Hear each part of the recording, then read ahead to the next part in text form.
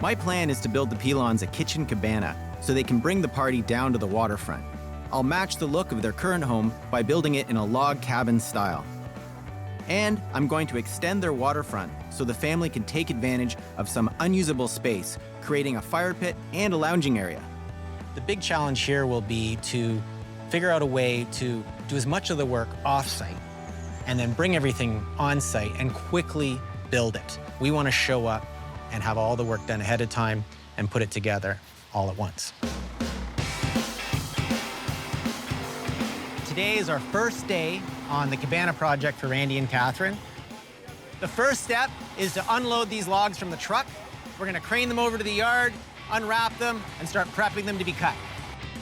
Right now, we're just leveling the truck. We're gonna drop the outriggers, get it stable, unstrap all the logs, and start unloading. All the timber for this job is being measured and cut at my lumber yard. I love having control over this aspect, as the design relies on getting the right wood for the project. We're using Western red cedar. It's resistant to insects and rot. This softwood timber is around 60 to 80 years old. Hopefully they're all 8-footers, yeah, so we can pick the two nicest ones. Yeah, these ones are just bigger flares. For our front feature flares, that'll go out. So have you figured out what we're gonna use for our main feature logs here? Yeah, I think we picked these two top ones for the back, and the bigger flares are on the bottom, so maybe put them out front. Okay. They got the bigger toes, and they're a bit bigger around, too. These are about 22s, and they're about 24, 25 inch. Perfect, perfect. So we'll hide these in the back. Yeah. And then we'll use this. This will be our exposed side here. Yep. Cut in the corner back here. So roughly cutting that out. Yeah. We're deciding what parts of the character of the log, or the toes as we call them, we're gonna keep. So we're gonna decide what we're gonna cut off and what we're gonna have exposed. And we wanna pick the nicest parts for the front of the cabana. So what we're doing right now is we're picking a center on these logs. You have to use your eye and sort of look at the shape and the bend of the log. Then we're gonna put a bolt in here, and we're gonna mount it on a log spinner, which allows us to spin the log and make a line to level it all out. Okay, Chad, can you run get the skid steer, put the forks on it, and then we can load these up? Sure can. We'll roll it.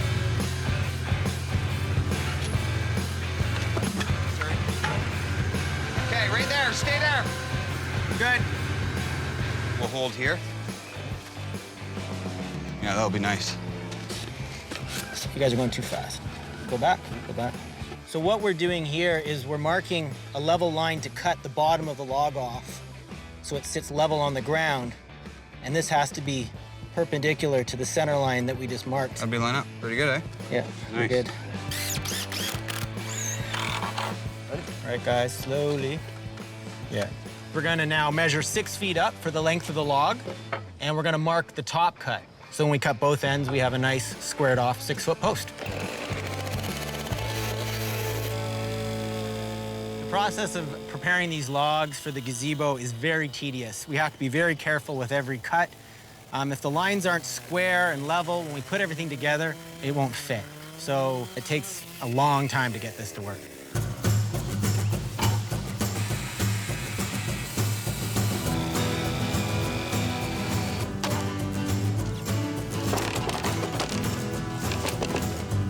Now that we have all the logs cut for the cabana, I can't wait to get them over to the homeowners and start piecing it all together. It's so close, man.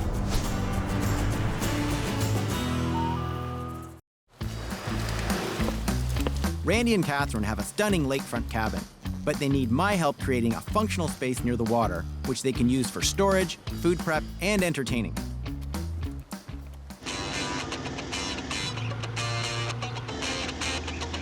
We've cut all the timber for the wood frame cabana, and it's arriving on site.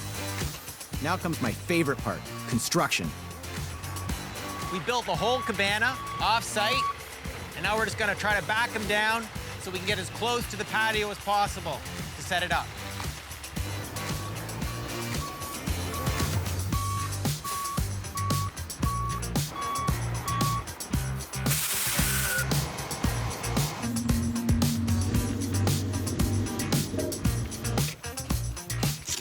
Come out just a little bit.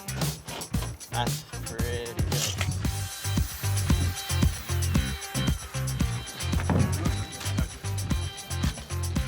we've got one of our side walls up. We've got a back wall up. We're going to be dropping another wall on this side, and then we can wrap it in the logs. As the walls go up, the boys discover a little bit of a problem.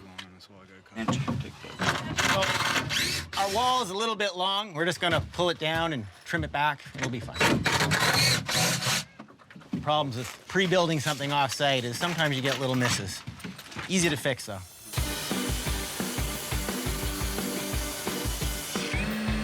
Okay, let's stand it up.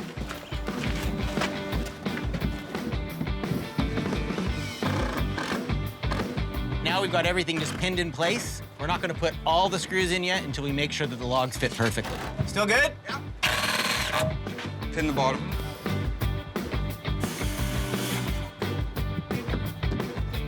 With the walls squared up, it's time to get the logs off the truck. I'm going to spin it around and then just stand it up. Each one weighs about 600 pounds, so we have to be really careful. We had to cut out these corners to wrap around the shed. So for shipping, we leave them in to help stabilize the log and make sure the edges don't get damaged. So we're gonna swing the log in. It has to rest on that little lip, and then we gotta detach the crane and push it in by hand for the last bit. Okay, down. We're trying to fit this giant 3D puzzle together. It takes teamwork, skill, You good, Chad? and a little bit of luck. Good, Simon. Looks good, though, all right? Okay, Paul, you can go down. Maneuvering these 600-pound logs into place can be dangerous. It's important to get them anchored as quickly as possible.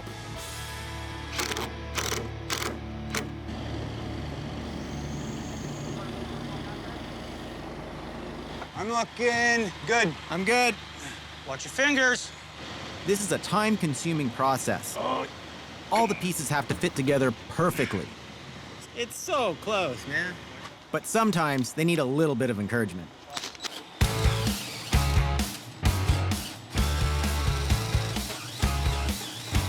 Try now.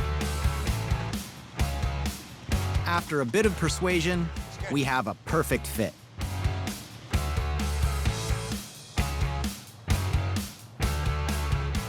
Another day at the Pilon's lakefront build, and the roof and siding have been added to the cabana to finish off the look. With the cabana nearly complete, it's time to get going on the other parts of the project. The 200-square-foot addition to the dock. We're welding new steel beams to this structure, under the existing dock. Each beam gets clamped before getting welded into place. When building a large structure like this, it's critically important to get the measurements and position exact, because once it's welded, making a change can be really difficult.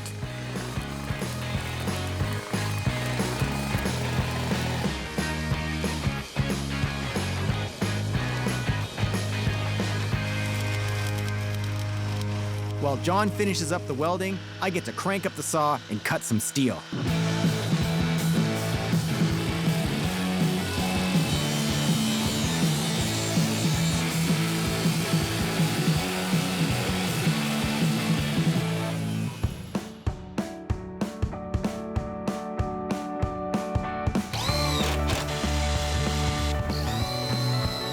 We've made a lot of progress, but our deadline is fast approaching.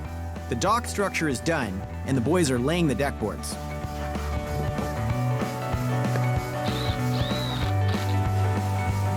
While Chuck works on finishing the interior, I'm going to build the final piece of the exterior, the door.